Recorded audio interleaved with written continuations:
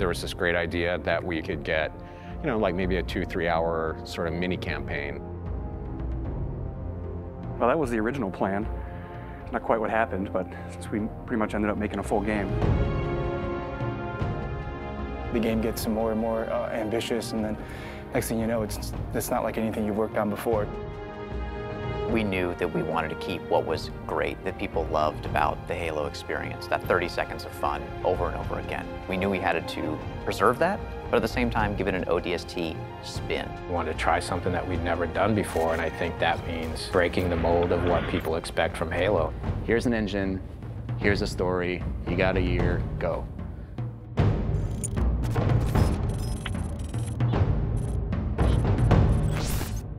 One of the great challenges that we had with ODST was, since we didn't want to be traveling all across the universe in this gigantic space opera, we wanted to really focus on one place.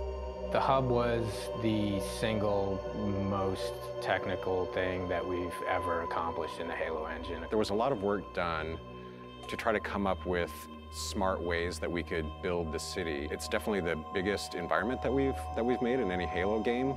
We spent a lot of time trying to figure out how can we maximize the space without freaking out all the artists, and I think we figured out how to maximize the space really well. I don't think we ever figured out that second part too well. We want the player to have this open, visceral, you're in the city experience. We started experimenting with playing with elevation, playing with building shapes.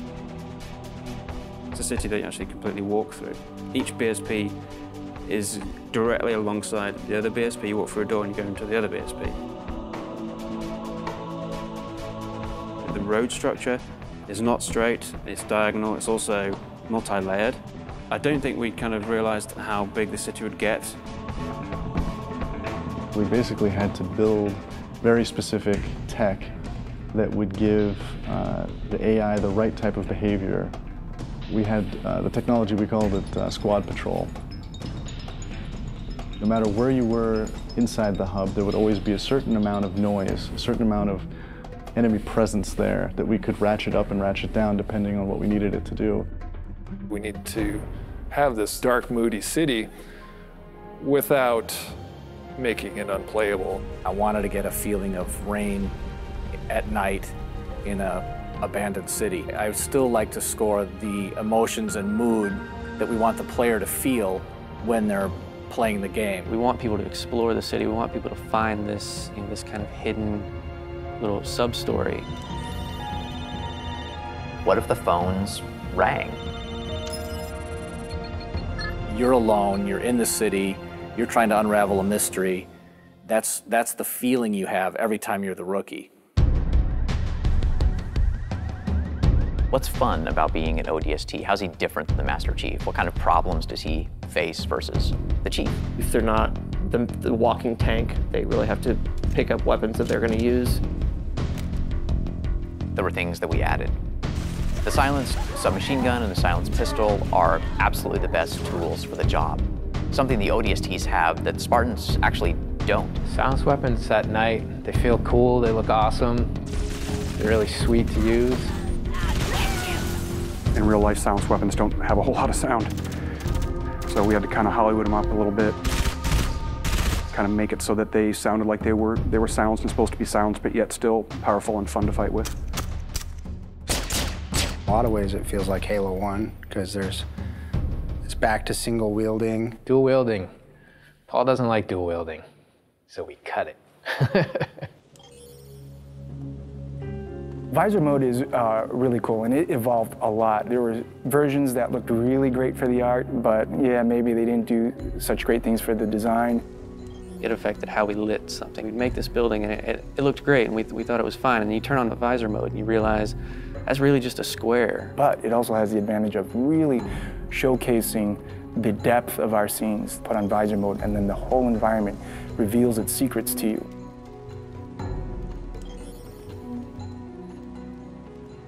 You know what sucks about big cities?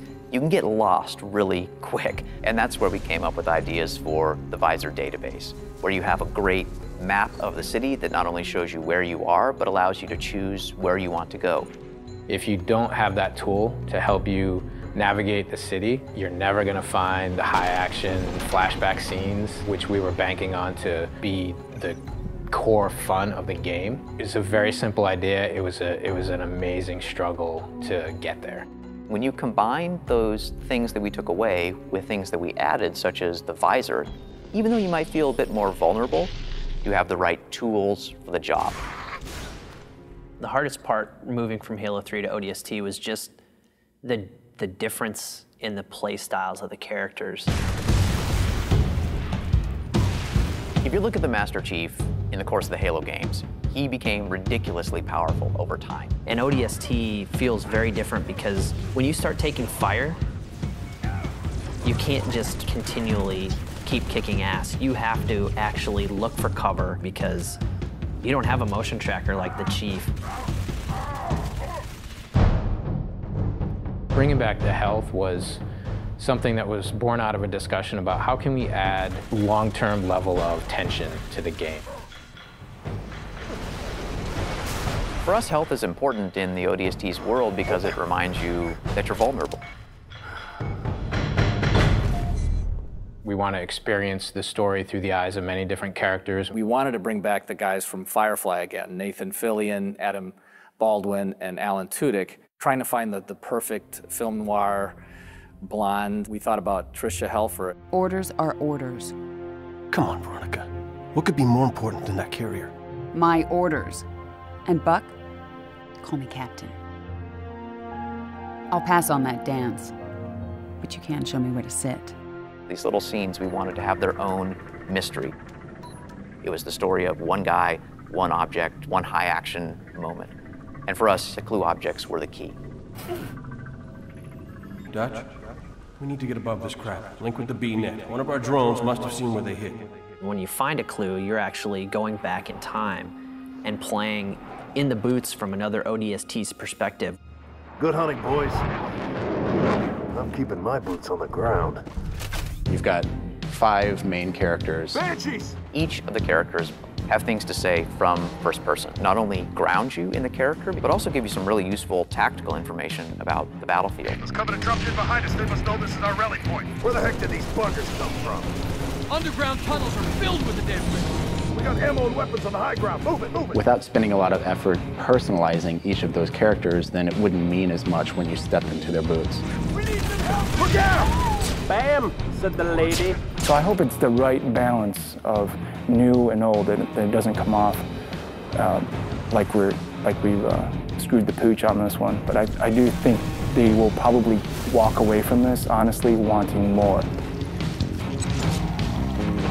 Honestly, if we had more time to do ODST, I really don't know what we would do differently. So if I got another 2 weeks, I don't know. I guess I'd play more ODST.